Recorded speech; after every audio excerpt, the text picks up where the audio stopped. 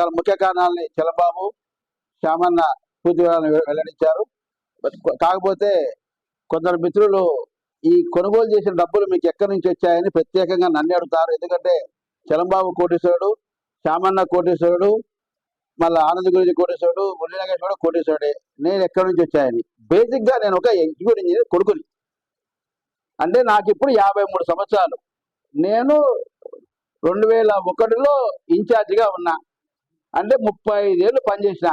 అంటే 35 ఏళ్ళు పనిచేసిన దానిలో నేను డబ్బు సంపాదించిన. నేను 2009లోనే 14 లక్షలు పెట్టి ఇల్లు కట్టినా. ఇప్పుడు కొనుగోలు చేస్తేనే ఈ డౌట్లు ఎందుకు వస్తున్నాయో అర్థం కావడంలే. ఇంకొక విషయం, నేను చేసుకున్న అత్తగారు కోటీశ్వరులు, వాళ్ళు రైతు బిడ్డలు కాబట్టి దానిలో నాకు భాగం వస్తుంది. నేను ప్రతి ఏడాది లక్షల్లో యాడ్లు వేస్తా, నాకు కమిషన్ వస్తుంది. నాకు సొంత ఇల్లు ఉంది. ఒక 15,000 పెట్టుకుంటే నా కుటుంబం నడిచిపోతుంది. దేవుని దయ వల్ల నా బిడ్డలు అంటావా గవర్నమెంట్ సీట్లు కొట్టారు కాబట్టి నేనేమి వాళ్ళకి డ్రైస్ కట్టడంలే.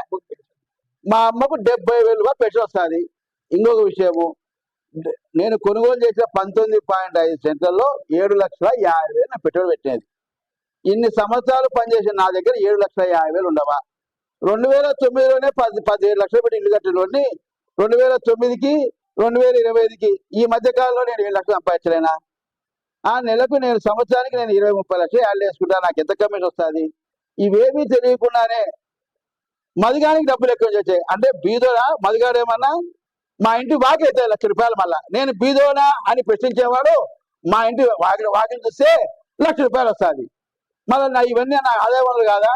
ఓన్లీ నన్ను పార్టీకే మిత్రులే ప్రశ్నించారనుకో, నా ఫాదర్ ఎగ్జిక్యూటివ్ ఇంజనీర్ అయ్యా, మా మదర్కి 70,000 పెన్షన్ వస్తుందయ్యా, నేను ప్రతి సంవత్సరం 30 లక్షలు యాడ్లు వేస్తానయ్యా, ఈ డబ్బే నాకేం అవసరమో? నేనేమో తాగుపోతున్నా లంజాలు పోతానా? పోను కదా. మళ్ళా డబ్బులు లేవని నన్నే ప్రత్యేకంగా ఎందుకు కొడుతున్నారు? పాపం చలంబా సతీష్ గంట వాట్సాప్ కాల్ చేసి మధుగారికి డబ్బులు ఎక్కడి నుంచి వచ్చే కావాలని అడిగారట. అంటే మధుగాడు బీదోడా? మధుగాడు మళ్ళా కొన్ని కారణాలతో ప్రతిరోజు కూడా ₹500 ఖర్చు పెడతాడే. మళ్ళీ ఆ డబ్బులన్నింటినీ ఏదైనా భాషగాడు చలంబాబు శ్యామని ఇస్తున్నాడా? సొంత డబ్బులు పెట్టి కొట్టానా? మొగసిరిగా మాట్లాడతానా? నేనేమైనా చేయి చాపినట్టు ఒక్క ఎవిడెన్స్ ఉన్నా కూడా నా మీద ఏంటి బ్లాక్మెయిల్ రిపోర్టర్? ఎస్, నేను బ్లాక్మెయిల్ చేశానని మీ దగ్గర సపోర్టింగ్ ఎవిడెన్స్ ఉంటే please come to my office. నేను వాళ్ళకి అపాలజీ చెప్పడానికి కూడా సిద్ధమే. ఇంకా ఏమైనా డౌట్ ఉన్నా ఈ సైడ్ గురించి ఈ ఆఫీసులో ఎవ్రీ డాక్యుమెంట్ ఉంది. కరెక్ట్ అయిన నికాసైనోడు, వ్యాపార లావాదేవీల మీద అవగాహన ఉన్న నికాసైన మగాడైతే మా డాక్యుమెంట్లలో తప్పు ఉందని ప్రూవ్ చేయగలిగితే నాకు వచ్చిన భాగాన్ని వానికి సింగిల్ పైసా లేకుండా దాదాపు చేస్తా.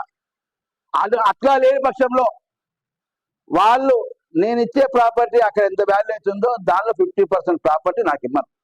అది పాత్రికేయుల మిత్రులు ఒకరిద్దరు మా మీద కక్ష కట్టి నిజంగా చలంబాబు చెప్పిన కంటే టీడీపీలో చేరిన తర్వాతనే నేనేం కనువ ఒప్పుకోలే.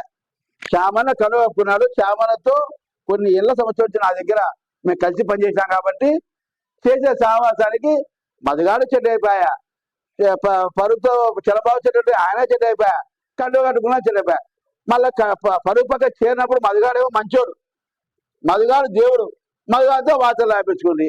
తీరా పార్టీలో చేసేసరికి వాళ్ళు చేరినారు. నేను ఇంకా వైసీపీ వార్తలు రాస్తానా, టీడీపీ వార్తలు రాస్తానా? టీడీపీ వార్త కన్నా వైసీపీ వార్తలు ఎక్కువ రాస్తానా?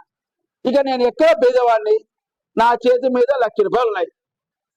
మళ్ళా ఇవన్నీ ఏమి దొంగ సొత్తా, దొంగతనం. ఈ ఉంగరం పొలాలంటే ఆస్తి